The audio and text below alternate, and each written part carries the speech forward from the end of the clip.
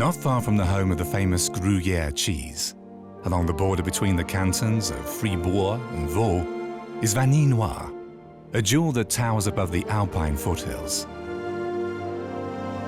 Standing at barely 2,400 meters, it's among Switzerland's smaller mountains. But its rocky summit captivates with rugged beauty and forms the heart of a nature reserve.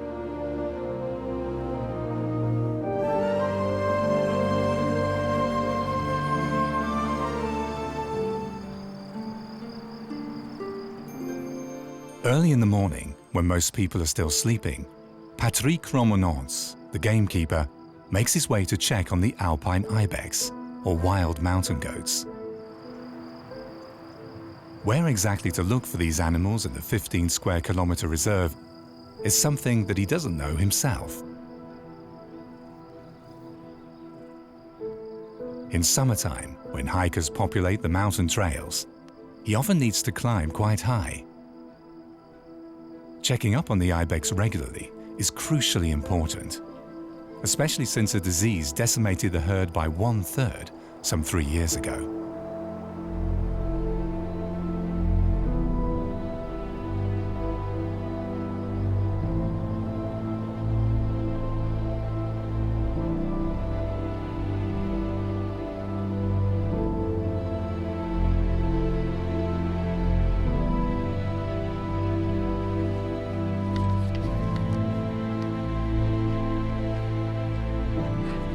His stubbornness is paying off.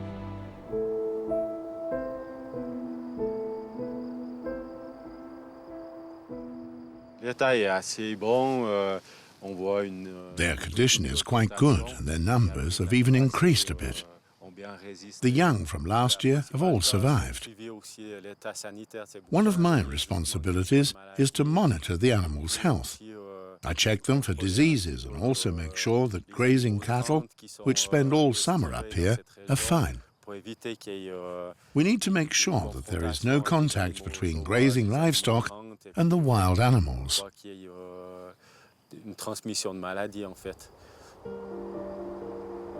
It's assumed that the losses were due to a hoof disease that was passed to the Alpine ibex by either cows or sheep. After several mild winters, their condition is once again stable, but discussions about the environmental impact of animal husbandry have not died down. Under what circumstances are grazing animals of benefit? And where do they start to encroach on untamed nature? Many environmentalists would prefer not to have farm animals at all in such biodiversity hotspots. At least not high up on the mountains, where a wide and exceptional variety of flora and fauna thrives in rugged remoteness.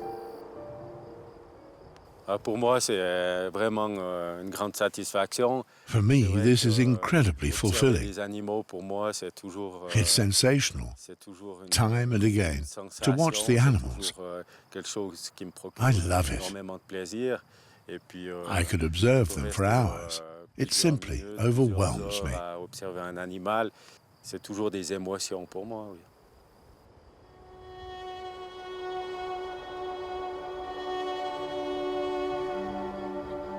The Vanille Noire, a spot where time stands still. An area that is quite simply enchanting. Nature enthusiasts consider it a highlight of the Swiss mountain world.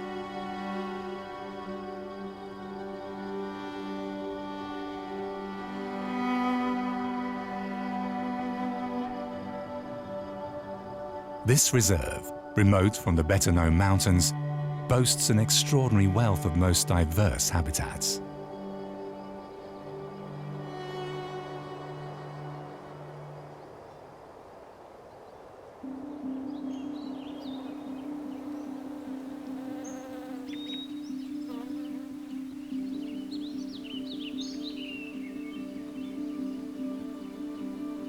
Early in the morning, when the sun clips the mountain ridge, is when the day begins for butterflies.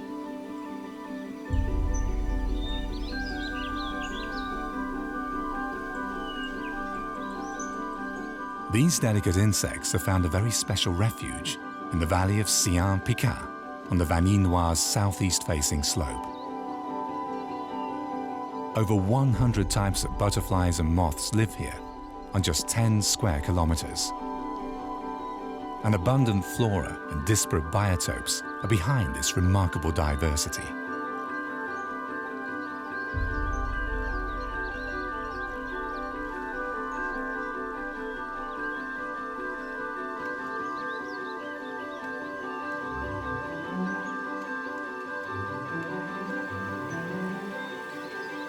Vincent Baudrat is particularly interested in the enchanting butterflies.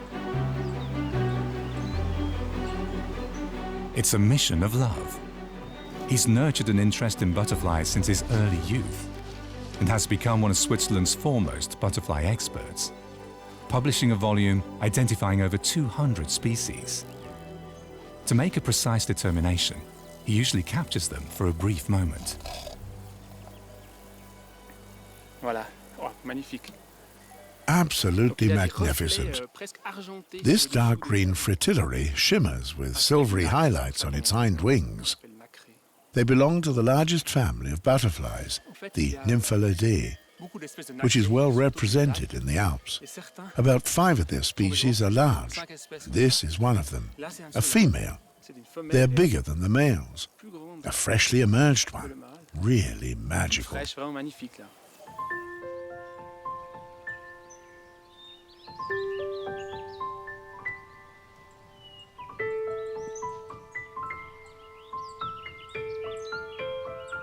Butterflies are not just beautiful, they're also useful.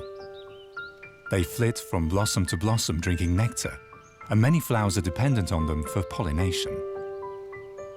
Usually they fly to the same plants, thus enabling them to propagate. The mountain Apollo, for example, a highly endangered European butterfly, favors the violet blossoms of thistle and oregano. At the Vanille Noire, these grow on the dry and rocky south-facing slopes. We are located on a very sunny slope here. Butterflies are very temperature sensitive. They fly only when it's warm and sunny. The geological features here are unusual. This is a so-called karst mountain range. Its soluble rock absorbs water, which then re-emerges further down the valley, and its surface soil tends to be very dry. Flora and fauna alike thrive on this soil. Flowers and insects that have disappeared elsewhere due to modern agricultural practices and land development. Europe as a whole has seen a dramatic decline in insects.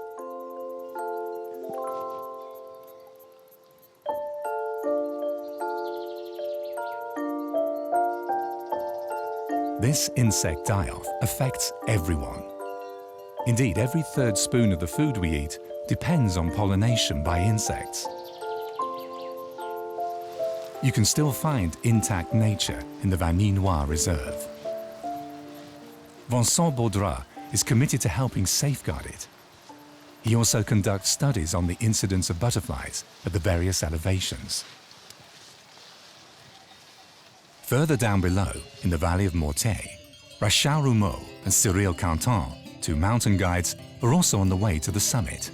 They're scouting out a new hiking tour that takes its cues from legends, alpine farming, and medicinal herbs. Yes, it tastes great. It sure does, doesn't it? Caraway is delightfully fresh tasting when it's hot outside. Really wonderful.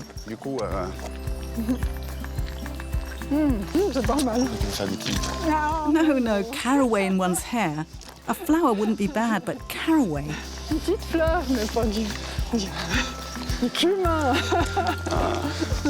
Rachel is a member of Pro Natura, which owns 2/3 of the Vanille Noire Reserve. She's always discussing with Cyril the benefits of having alpine farmers in this reserve. Down here in the transitional zone, farm animals are tolerated, but environmentalists would prefer not to see them further up the mountain. La flore, elle est beaucoup plus sensible en haut. At higher altitudes, the flora is much more sensitive. And if livestock is brought up here, fertilizer in the form of cow pats would be introduced to the alpine meadows. It changes the soil's pH value. The soil is enriched. And this is a bad thing because the many flowers that, like dry meadows, would disappear.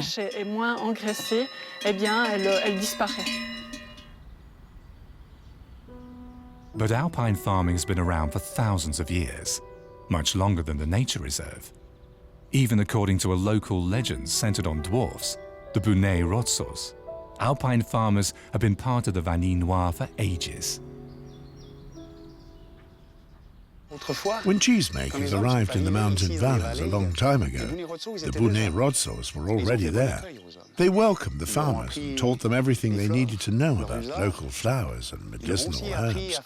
They also taught them how to make cheese. They shared a peaceful coexistence, and the Bounet Rothsos were so diligent and hardworking that we actually had time to sit in front of our huts, smoke a pipe and watch the time pass. The alpine farmers cut down forests and installed pastures on which the alpine flora was first able to take root. They created the cultivated landscape that we now take for granted. Echoing the legend of the dwarfs, they lived in harmony with nature. The same nature that presents itself in the Vanille Noire Reserve today, in all its ruggedness and beauty. Cyril relates the legend of the dwarfs to the hikers he guides as an example of how to treat nature with respect.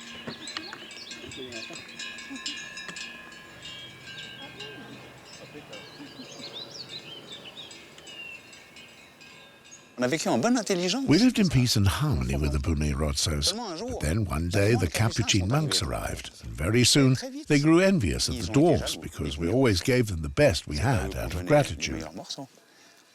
First they told us that the Bounet Rothsos are the devil incarnate. You must chase them away, they told us. So we did what we do best. We covered our ears.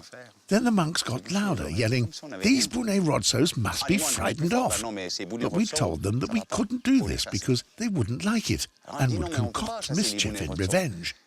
And so the monks told us, "No problem, we know some magic formulas. We'll chase them high up into the mountains."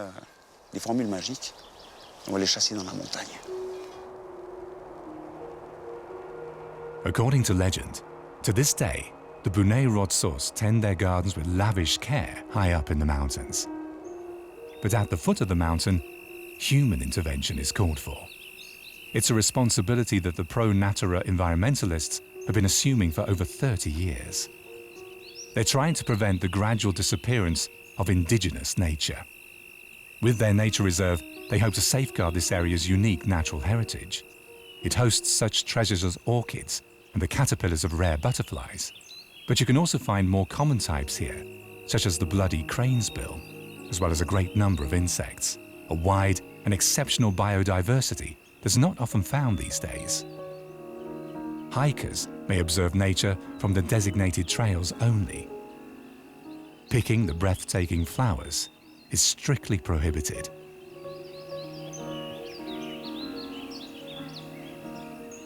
This unusual beauty is also what draws Gregor Kozlowski, an environmental biologist who has been studying freeboard flora for 25 years. The Vanille Noire is of particular interest to him. Flowers whose indigenous home is in the Mediterranean region can be found growing on a sunny slope here, along with dragonhead, which is also endangered across Europe. Over-fertilization and intensive grazing is taking its toll. It's a relic, a plant that most likely was introduced here thousands of years ago and survived thanks to outstanding climatic conditions. This demonstrates the importance of such sun-drenched slopes. Unique and boasting a great variety of species, they are indeed very rare, and thus one of the Vanille Noire Reserve's true highlights.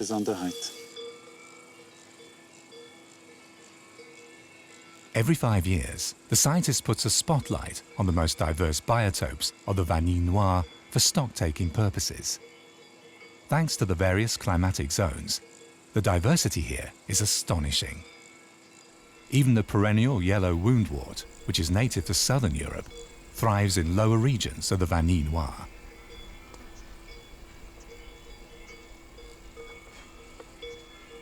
This area features an extraordinary wealth of varieties. It's like experiencing a condensed journey from the Mediterranean to the Arctic. The higher you climb, the cooler and wetter it gets. It offers a unique opportunity to encounter various climatic zones in just one day. If you were to travel to Northern Europe, it would take thousands of kilometers to experience this kind of plant species range. Here, all it takes is a few kilometers straight up. An incredible climatic, geographical journey.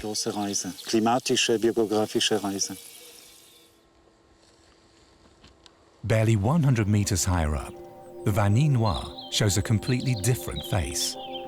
An ancient sycamore maple forest. Twisted, avalanche and rockfall scarred trees.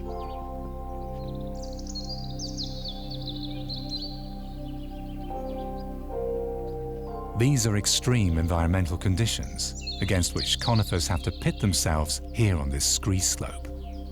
Thanks to the forest's perilous location, however, it's also untouched by man.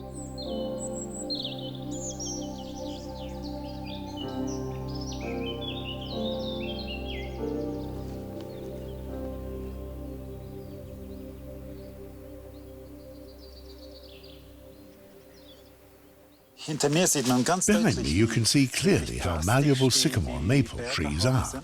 Not all species, not all trees can do this. It's down to selection.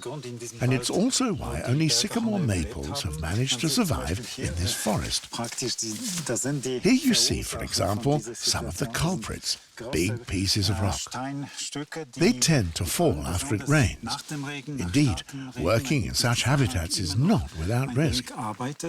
Especially after heavy rainfall, you have to be careful since these slopes are always working and moving and pieces break off. All these rocks come from above.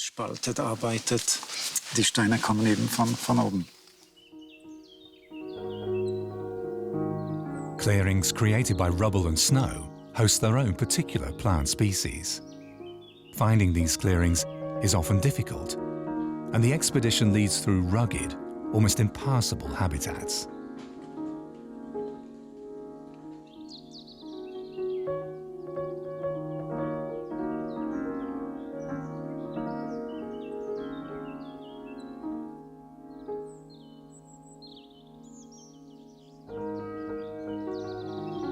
But then he comes across one of the rarest plants in the canton of Fribourg, Cephalaria alpina. Mentioned in old documents, Gregor Kozlowski spent a whole week looking for one of these the first time he tried. For us, this is a wonderful plant, really special. Over the course of several projects, we kept looking for one to show at exhibitions or in a book. It's as unusual as the wonderful untouched sycamore maple forests. And it's not just this terrain that requires endurance. Sure, another aspect of mountain life is the weather. That's also a challenge. Rain, sun, heat and cold. Especially when you're climbing and when you're on this geological journey from Spain to Svalbard. You need to layer your clothes accordingly. Rain gear is obligatory. There's no way around it. These rarities could only be preserved thanks to the conservation area's strict rules. Special permission to leave the hiking paths is only given to a few experts.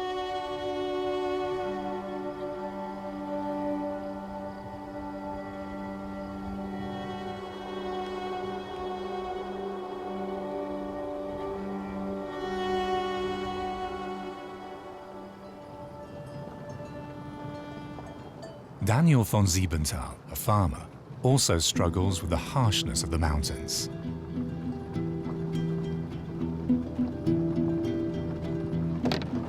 His herd of mother cows grazes at an altitude of 1,600 meters in an area maintained by Pro Natura.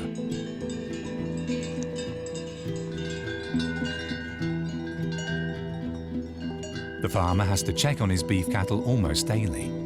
He only manages to get up the mountain by car if the weather plays along. Living up on the Alp, however, is out of the question for him.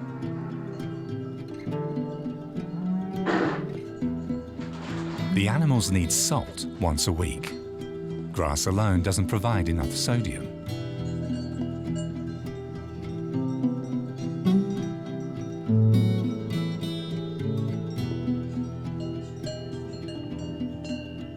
If it weren't for the Simmental cattle that graze up here in the summer, this area would be covered by trees and not flowers.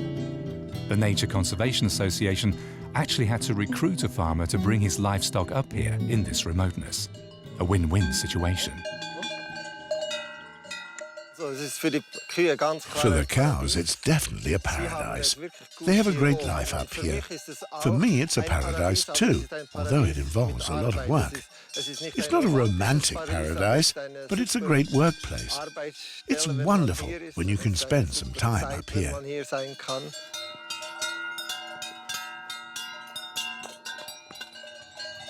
Daniel von Siebenthal is aware of the discussions concerning livestock on mountain pastures. His cows feed on the colourful alpine flowers. But without the cows, the weeds would need to be picked by hand to prevent the forest from encroaching on this space. It's a compromise solution. Of course, the most precious spots are not open for grazing. Nevertheless, von Siebenthal does have to reach for a scythe occasionally. A poisonous plant, alpine ragwort, is invading the pasture, and it's dangerous for the animals. The government of the canton of Fribourg requires farmers to eliminate this toxic herb. The canton wants the alpine pastures to look tidy. It would even allow me to use herbicides. In fact, one of the inspectors actually urged me to do so. But I'm personally opposed to using herbicides in a conservation area where there is so much water and so many runoff possibilities. And there's even a bog.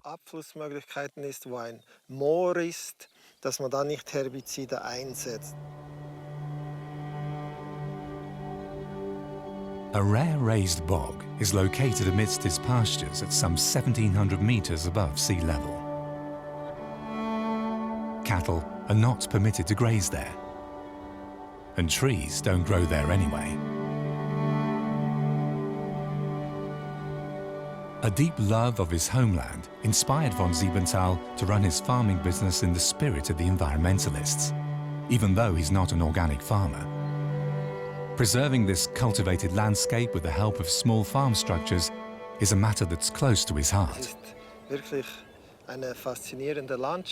It is a truly fascinating landscape, a beautiful Alp, for my animals as well. My livestock offers good yields because the landscape is not too aggressive. It's mutually beneficial. And it's a good example of how conservation, animals and farming can find common ground. But that entails abandoning extreme positions. Ultimately, that, I think, is what is most important.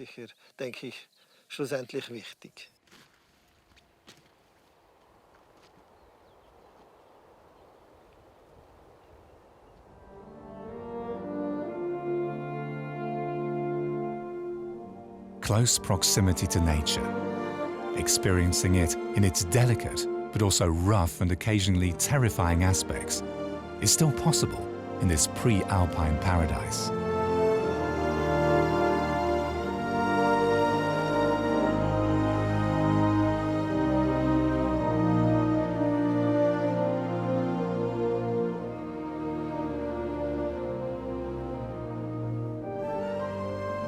Sometimes the danger lurks much closer than expected.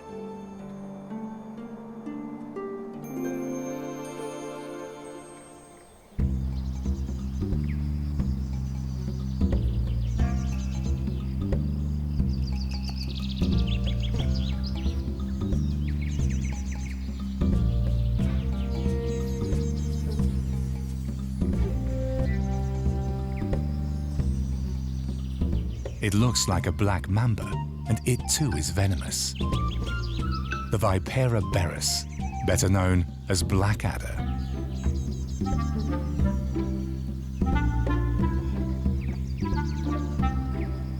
In the morning, when the sun rises, this snake ventures out from a pile of rocks not far from the trail. Sylvain Dubé is not frightened by snakes, quite the opposite. From early childhood, he developed a passion for them.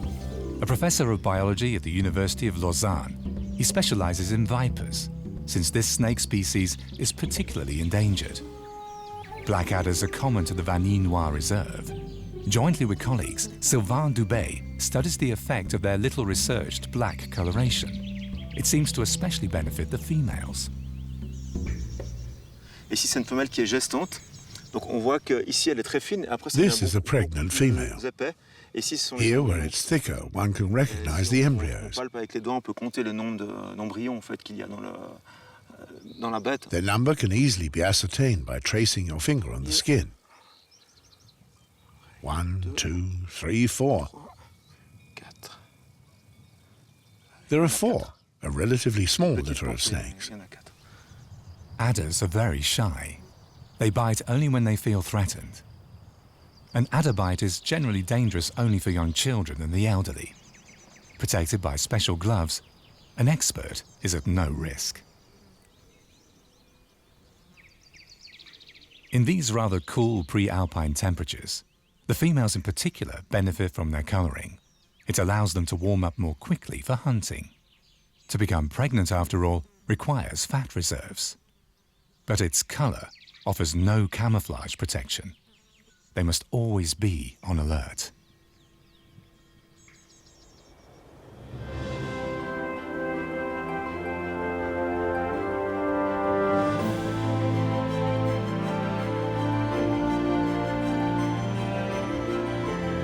A stone's throw away, Gregor Kozlowski, the biologist, has almost reached the so-called Haarstrangrazon, masterwork meadow, a scarp near the sycamore maple forest. Its vegetation is dominated by hip-high umbellifers.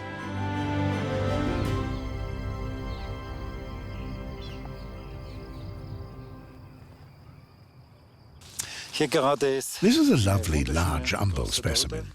Umbellifers dominate this plant community. Laserwort belongs to this family. Bear's breeches grow here as well. We also have a beautiful plant, the sweet Sicily. On 100 square meters, you can find 100 different species. For lay people, that may not sound like much, but across Switzerland, even Europe-wide, it's one of a kind.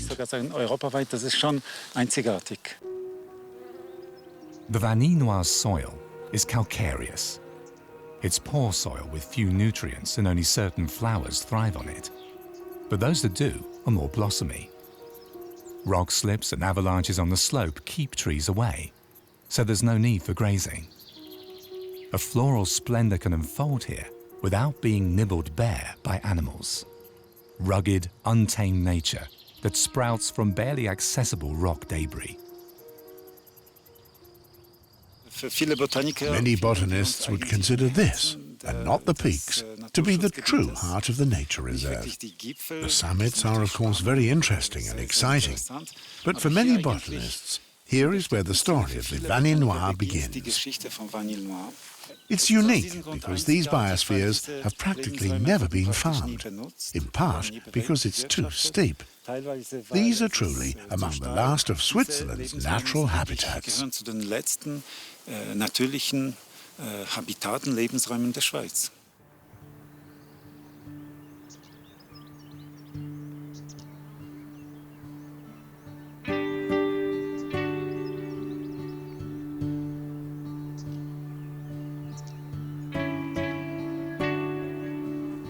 Vulnerable habitats that have survived thanks to the conservation efforts.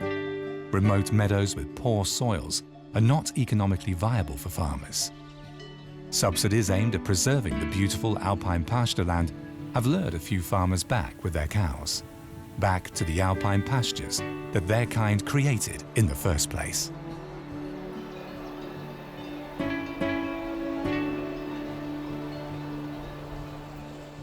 Wild animals like the chamois also help keep the alpine pastures in good condition. These all-terrain grazers can be found nibbling on shrubs and young trees even in the most difficult of locations.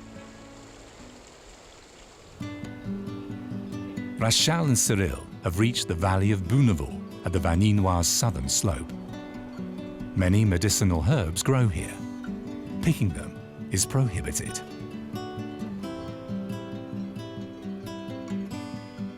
Bitterwort is one of the better-known ones. The digestive is derived from its roots. Its leaf sheaves form cisterns, and little organisms live in the water found inside. After these die, their decomposition process provides additional nutrient salts to the plant. This is the Queen of the Alps.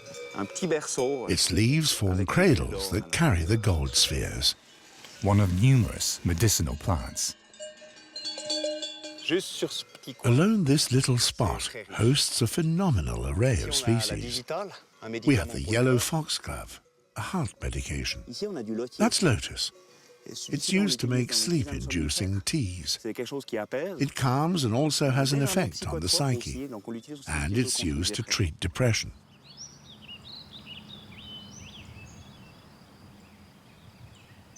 Alpine herbs and flowers also taste good to grazing livestock. The main problem is cow manure. Wherever it accumulates, on rest areas for example, nothing other than alpine dock will grow. Nevertheless, an alpine pasture without cows is unthinkable for many.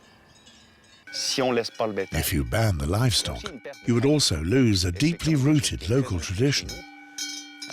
In the past years, young alpine farmers have been returning and reviving this tradition. It's very nice to see. When they make cheese, they barely speak a word. It's like a dance around the cheese kettle. It's an ancient tradition, and I think it must be preserved. After all, it's part of the landscape.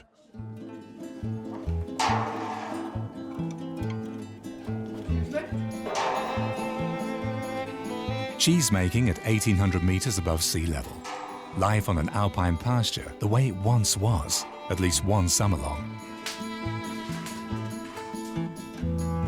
René Reynaud lives this life with his wife Hélène, along with their children and grandchildren. He puts his heart and soul into living here. They produce the alpine cheese Étivas. Their son Martial is proud of the traditional hard cheese they make. It's Switzerland's first cheese to receive the Protected Designation of Origin award. And this entails having to process their own alpine milk on site over a spruce wood fire. For the alpine dairyman, this can be quite a challenge. It's a cheese that is still artisanally produced. We uphold the old techniques, but we're also very dependent on nature and the weather. Over the past days, we experienced temperatures of over 30 degrees Celsius. This morning, just 15. We have to adjust to the circumstances to ensure the milk's composition is just right for cheese production. Yes, we are indeed dependent on nature. Time for some breakfast. Tea? Who would like tea? Patricia, would you like a cup? Cheese and cream is great with tea. Everything else must be cumbersomely brought up the mountain. For this family, mountain culture is a philosophy of life. I'm always together with my husband, along with the kids and grandchildren. It's the kind of life that we love. We spend 2 months up here every summer. It doesn't get any better than this.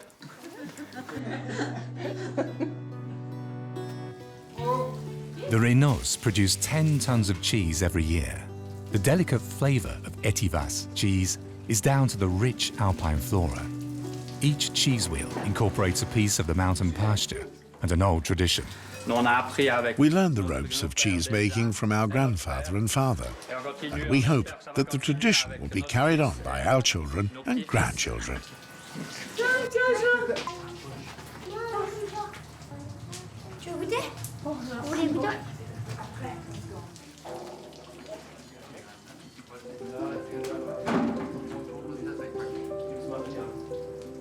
And who else, if not the farmers, can stop tree encroachment on the remote alpine pastures?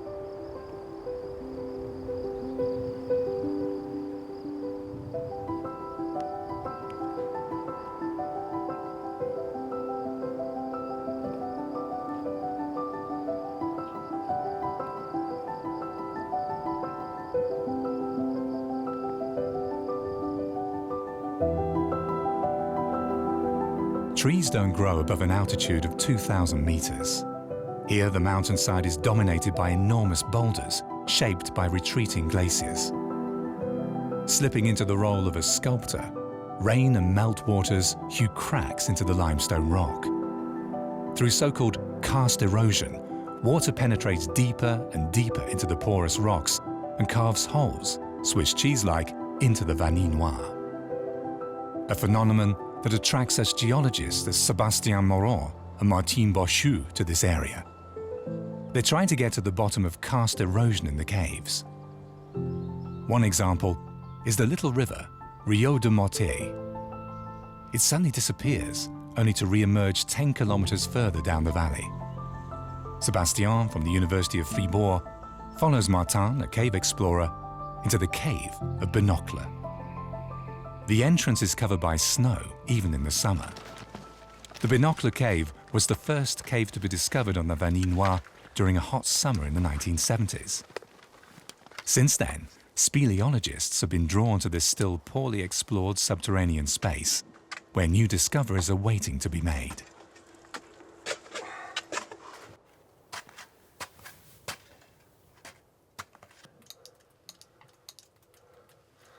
Okay, the entrance has been cleared. One instantly feels a strong draft of air. Oh, it's pretty cold. Okay, let's put on our gear so we can descend into the cave system.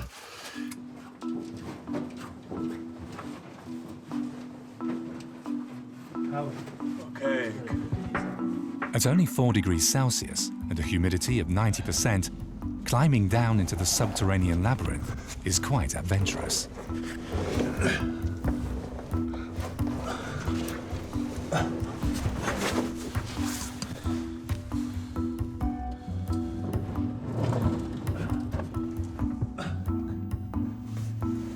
Geologists are interested in the sediments, vestiges of an ancient ocean that once covered this area.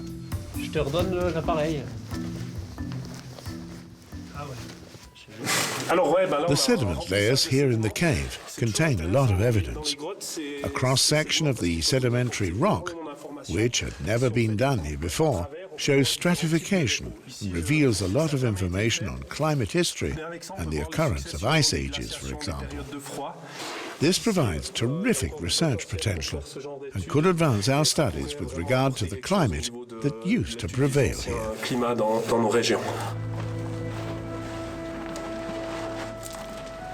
Boasting a length of some 10 kilometers, this cave system is one of Switzerland's largest. It wasn't until 1984, though, that individual caves could be connected by painstakingly clearing some of the blocked passageways. The next room is interesting. It's really big.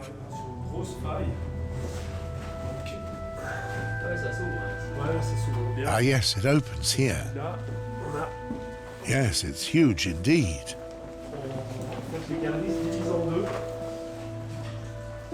A large leached-out cave hall helps geologists clearly visualize the secret of karst mountains.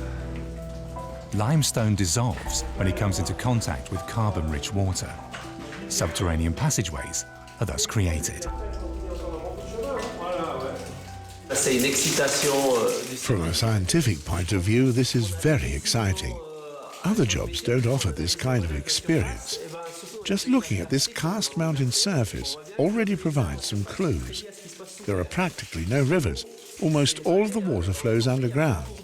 Coming here to understand where the water flows is part of the research we're conducting and part of our enthusiasm for science.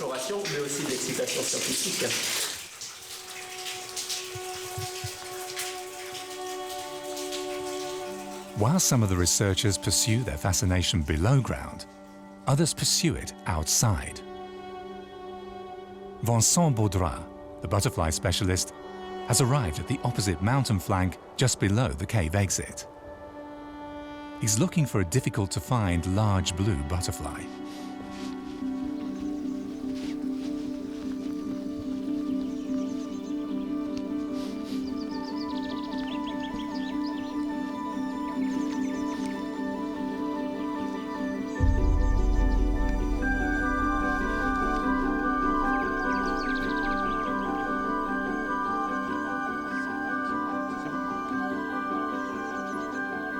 The find definitely corresponds to the sketches in Baudra's butterfly guidebook. This species lays its eggs on thyme. This one, for example, is growing. The caterpillars munch on its leaves. It's their fodder plant. And once the infant caterpillar has grown a bit, it lets itself drop to the ground and waits for a particular type of ant to come by and take it to the ant colony. The caterpillar produces an attractant for this purpose. Drawn by the smell, an ant will take the caterpillar to its nest, thinking it's an own stray grub. Elle l'embarque et la met dans la fourmilière. Once the caterpillar has turned into a pupa and then into a Eurasian large blue, it must escape the colony quickly to avoid being recognized as a parasite. Further up mountain, another caterpillar is satisfying its voracious hunger. It's the caterpillar of a spurge hawk moth. Their bold colors signal toxicity. The less colorful butterfly caterpillars only come out at night when their enemies are sleeping. And then Vincent Baudra sets out on the last leg of his journey.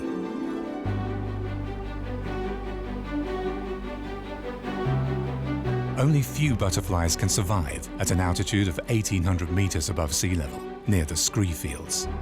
One of them is the endangered Daman blue. Preserving the shrinking populations of such beauties is what drives butterfly enthusiasts. It's critical that these pastures are grazed by livestock to keep them open. Unfortunately, nobody is interested in them because these remote spots are unprofitable. Farmers want maximum revenues, and thus these inaccessible meadows are being neglected. To protect biodiversity, grazing these areas in future is vitally important, even if it costs money. Otherwise, forest will replace the pastures. Another appeal for the preservation of alpine farming. It's a matter of balancing the pros and cons. Cattle farming protects against the encroachment of forests, but at the same time, cow dung limits biodiversity. Having climbed above the timberline, Gregor Kozlowski, the biologist, has almost come to the end of his journey to the Arctic. What butterflies on the scree slope are to Vincent Baudra are to him the flowers in this remote biotope.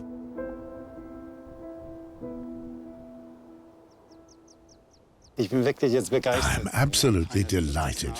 We found one of the most important pre-alp species. This is the white-blossomed alpine poppy. Really beautiful and currently in full bloom. And I'm excited about what else there is to discover here as we get closer to the top.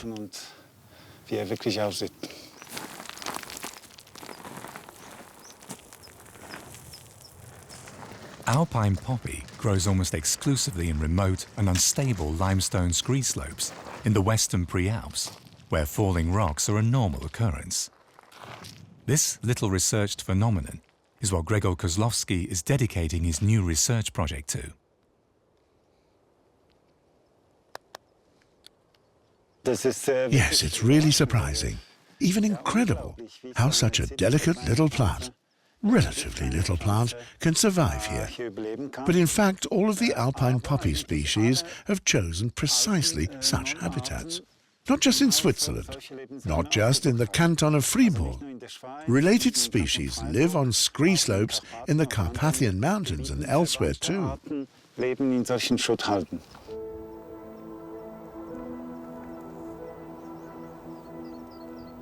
Next comes the last and steepest part of the climb to just below the summit of the Vanille Noire, the trip's highlight. For plant enthusiasts, this section of the mountain is equivalent to the Arctic. During the Ice Age, mountain peaks rose out of the glacier at an altitude of almost 2,300 meters. Scientists believe that, to this day, one could theoretically find plants that survived the Ice Age, concealed in so-called snowbeds. One of these plants is Purple Mountain Saxifrage, a true master of survival. And then, following an extensive search, Gregor Kozlowski discovers another dwarf plant. Botanists and biologists don't just have an eye for the spectacular. Many spectacular things are, so to say, concealed. And one of them is a very special plant, a dwarf willow, the world's smallest tree. And indeed, it is no bigger than half a centimetre. And right now, it's in bloom. Trees and shrubs this tiny are definitely very special. This dwarf willow is a typical find in such snowbeds. During the course of evolution, this ground-hugging little tree with a real stem has adjusted perfectly to the rough climate, and its tiny little stems grow underground. Kozlowski's excursion ends with this tiny little tree at the foot of the Great Vanille Noire, in an oasis of peace amidst the beautiful alpine panorama.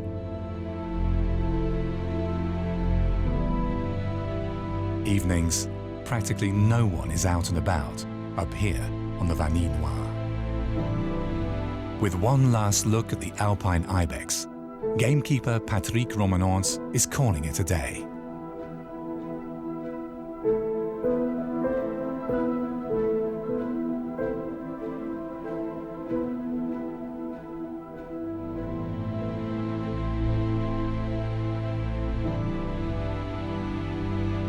All the way on top of the rock summit, which only few hikers reach, you can feel quite lonely, but in a positive way.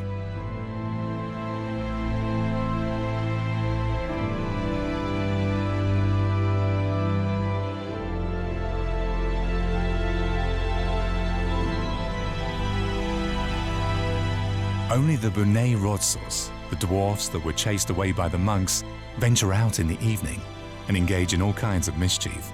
If you listen carefully, you can make them out.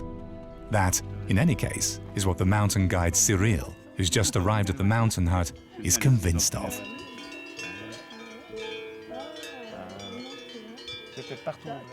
Have you seen all the rocks from the Ice Age? These rocks were thrown down here by the Bune Rodzos. There's one thing that really gets them laughing. That is throwing a rock down the mountain. As the rock tumbles, it carries more and bigger rocks with it. This really delights them. So, if at the end of the day you hear rocks tumbling, you might hear some laughter. Then, that will definitely be the Bune Rodzos. But the Bune Rodzos are also guardians of the mountains. It's very important to them that people treat their uniquely beautiful yet fragile nature with respect. This is something they have in common with Rachel and Cyril, who want the Vanille Noire to be spared mass tourism. Indeed, mass tourism is already putting pressure on the Alps.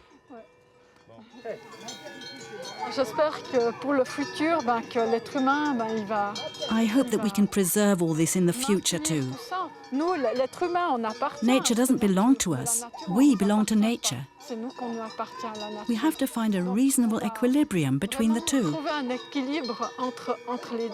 Finding this equilibrium between man and nature drew me to this profession. We are always talking about sustainability. For me, this gets down to two basic principles: responsible behavior and a critical spirit. And you have to have a critical spirit when you come here, not just today, but also in the future. That's important.